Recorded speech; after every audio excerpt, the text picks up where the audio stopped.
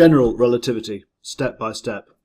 I've got this quite nice simple expression for the line element, or the line element squared, in terms of these PR coordinates, where R is the regular Schwarzschild coordinate and P is this rather peculiar and difficult to deal with null coordinate.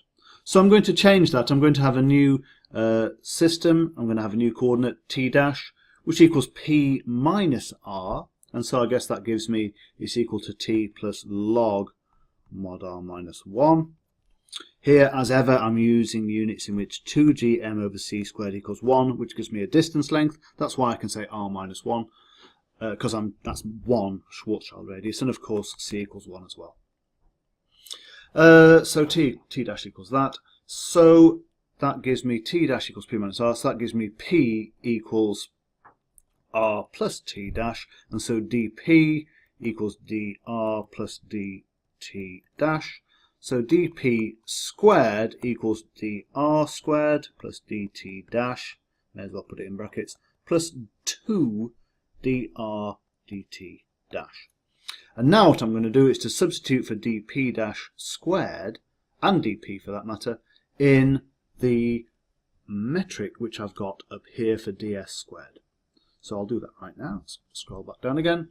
What have I got? I've got ds squared equals minus 1 over r dp squared plus 2 dp dr equals minus 1 over r times dp squared, which is this one here, dr squared plus dt dash squared plus 2, because we've got the cross terms, dr dt dash plus 2 dr, which is that term there, times dp, which is just dr plus dt dash. Is that right? I think I've got everything there. Equals dr squared times minus 1 over r, so that's that term there, plus 2, I guess. Yeah, that'll do.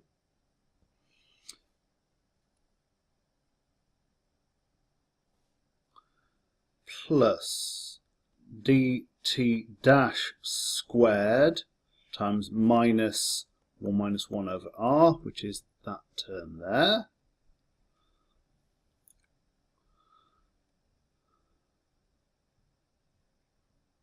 Yeah, I don't think I've got another one. Yeah, of course I've got a cross term here. Plus, it's easy to get confused here. Plus dr dt dash times 2, it's minus 1 over r, which is that term there, plus 2. Have I got everything? Have I got everything? Have I got everything? The dr squared, that is that, that is that, that is that, that is that, and that is, yes, yes, that looks good to me. Right, now we need to do some simplification. Let's start out with minus 1 over r dt dash squared. That's great. That shows us that dt, outside the event horizon at least, for r is greater than 1, dt dash, or t dash is a time-like coordinate. Always a good start.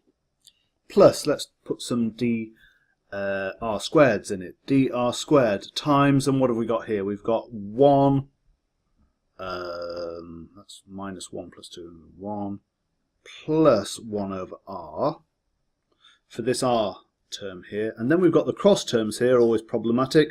dr dt dash times, what have we got?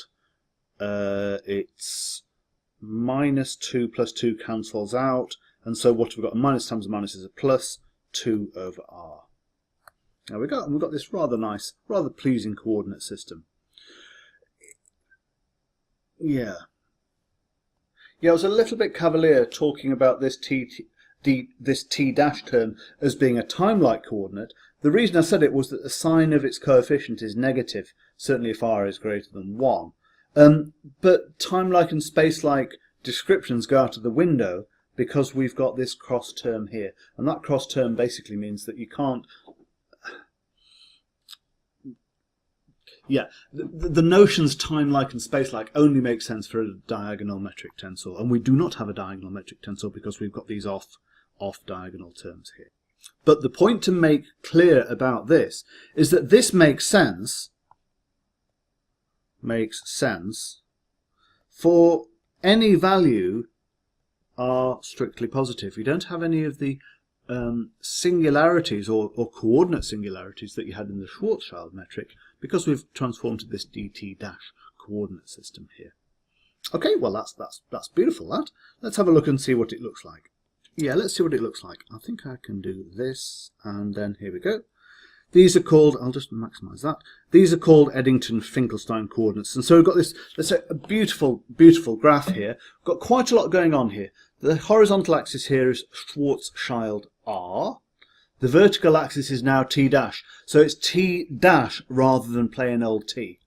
And we see various other features. We've got ingoing, it says it up here, ingoing null geodesics are red, so they cruise in there and do not pile up against the event horizon, this fuchsia line here, as you might, well, as we expected, as we observed with the Schwarzschild radius. We don't see that. They just cruise straight in there, and they hit the singularity at r equals 0 after a certain amount of t dash time. We see some other features on this. We see outgoing light, written in blue, and of course this has a difficulty escaping from the event horizon, and even outward going null geodesics on the inside actually end up going towards r equals 0.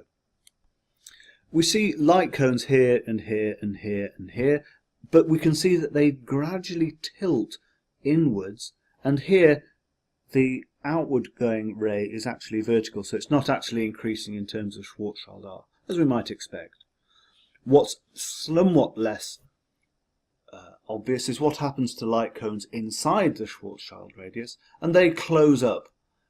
And you can see that not only do they close up, they actually, they're inward directed, but the angle gets smaller and smaller as you approach the singularity here. What else do we see? We've got quite a large number of other interesting features. We've got these orange lines here, are lines of constant Schwarzschild T. That's here on the key, and we can see that they've been distorted compared to the Schwarzschild diagram. And what else do we see? Oh, lines of constant Schwarzschild R, they're still these green lines here, so there's no change there. That coordinate has not been transformed at all. So we can see here some of the rather interesting differences between this coordinate system and the Schwarzschild coordinate system. It makes it clear that light does in fact proceed to the singularity here, which was a fact that was not obvious from the Schwarzschild diagram. In fact, I'll show it now if I can find it. Is it this one?